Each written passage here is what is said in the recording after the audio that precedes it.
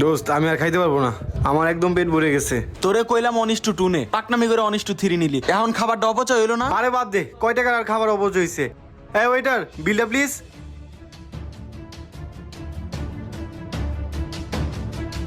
এই যে স্যার আপনাদের বিলটা। 850 টাকা হয়েছে, আর বাকিটা তোমার tips. Thank you sir. Sir যদি মাইন্ড না করেন একটা কথা বলতাম, খাবারটা তো বেঁচে গেছে, এটা পার্সেল করে দিই, বাসায় নিয়ে যান। আমাকে দেখলে কি তোমার ছোট লোক মনে হয়? সামান্য এই কয় টাকার খাবার আমি বাসায় পার্সেল নিয়ে যাবো? স্যার ছোটবেলায় বাবা মা মারা যাওয়ার পর থেকে আমি এতিমখানায় বড় হয়েছি, তাই খাবারের কষ্টটা আমি খুব কাছে থেকে দেখেছি। স্যার প্লিজ খাবারটা পার্সেল করে দিই, বাসায় নিয়ে যান। কি রে, তোর সাহস কত বড়? ওই, আমার টাকা দামি খাবার কিনছি, তোর বাপের কি? আমি খাবার ফেলে দিব না অপচয় করবো, এটা আমার ব্যাপার। সামান্য তোর মতো ওইটারকে আমার কৈফিয়ত দিতে হবে? যত সব তোদের রেস্টুরেন্ট আর খাবো না। আই চল তো। আইসে জ্ঞান দিতে।